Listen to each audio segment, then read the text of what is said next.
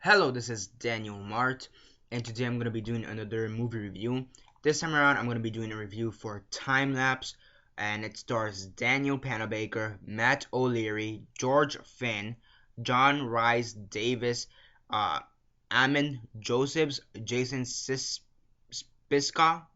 I guess Spiska, Sharon Morgan, David Figley, Judith Drake, and there's one more character, one more actor here that's important, if I'm not mistaken.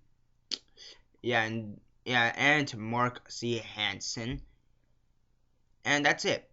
Before I begin, though, 10-second spoiler warning as usual for those who have yet to actually watch this movie and haven't already. Stop the video, go check it out, and come back here and watch the rest of this review. 10-second spoiler warning as usual, starting now.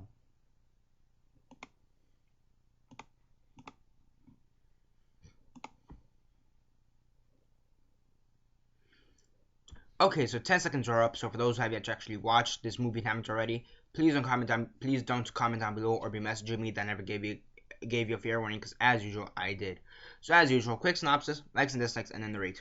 So basically in this movie you have these three friends, Callie, Callie or Kaylee, I forget, or Kelly, whatever, Kelly, Finn, and Jasper. Um, and they basically own this apartment, I guess, or like this apartment complex. I guess like they're the landlords, I guess you could say. And these three people have, one of the tenants hasn't paid the rent in a while. So when they decide to go over there and see what's up, they find that he has this futuristic camera, or this camera that could tell the future, and it has Polaroid pictures of them in their living room doing stuff a day in advance. They eventually do find the scientist dead in the basement, and they decide to keep this hidden so they could use this for their own personal use, to get rich. One of them is a painter, so he looks at the picture from the next day to see what he is gonna paint, and the other guy, the other dude in this movie, Jasper's the I believe sorry, Finn is the one who's the painter, so he looks at the picture to see what he's gonna paint, while at the same time Jasper is putting up the scores for the dog racing results, so then he could bet on the proper dogs, or bet on the correct dogs, if you know what I mean. So, and eventually people do start realizing, there's something kind of suspicious.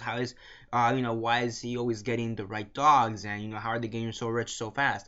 So people do become suspicious. People of this dead scientist do come and visit, and they eliminate them. Kill them, and yeah, it's actually a pretty good movie.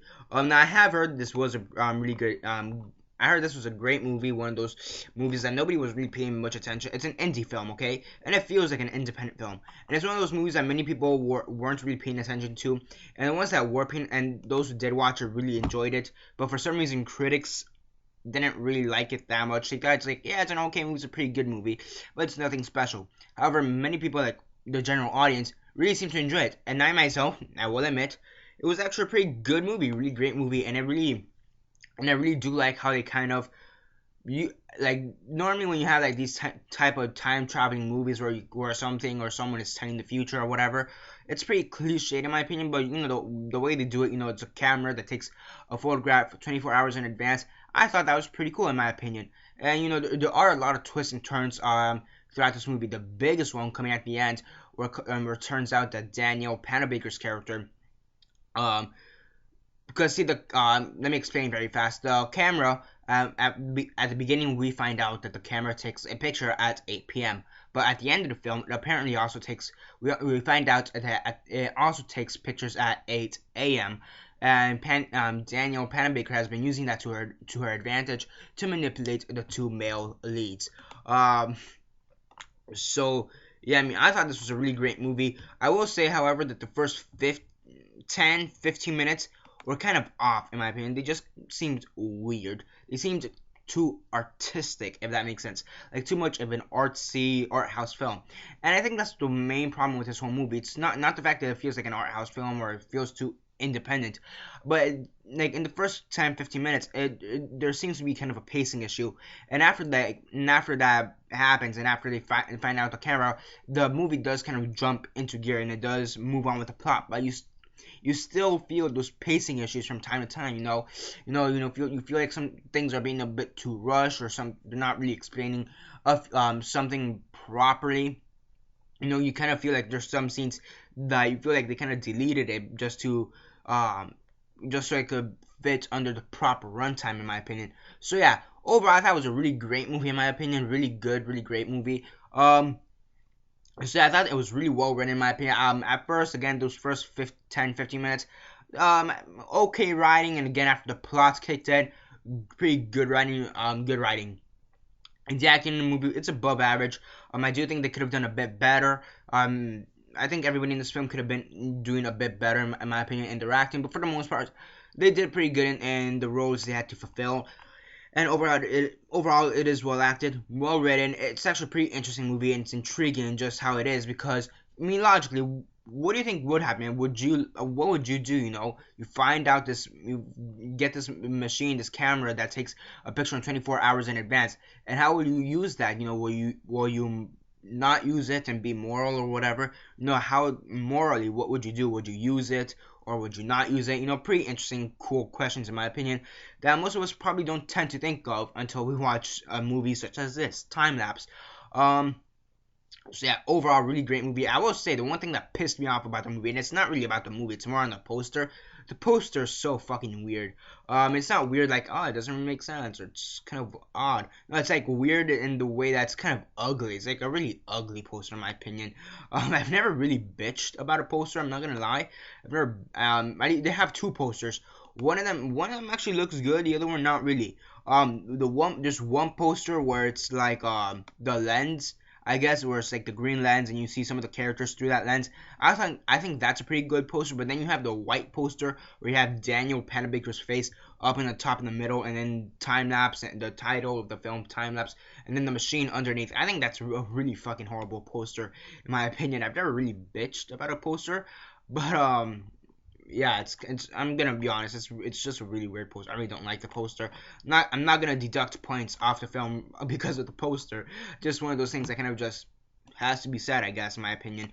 So yeah, overall, really interesting film. Really do like, and I also do like how they had like this comparison, and the guy's house, the guy's house with camera and all that, because this thing, it looks so futuristic. It's so big and futuristic, so steampunk-ish, I guess you could say. It has that steampunk style, and then it just kind of spits out these Polaroid pictures, those with it's like a black box in the middle and the white frame, I guess, around it, or however you have the picture in the middle and this big white frame right around it. That's a Polaroid.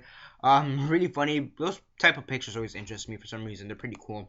So yeah, I mean, overall, it's a pretty good movie, in my opinion. Again, a pretty good above average acting. Could have been better, but whatever.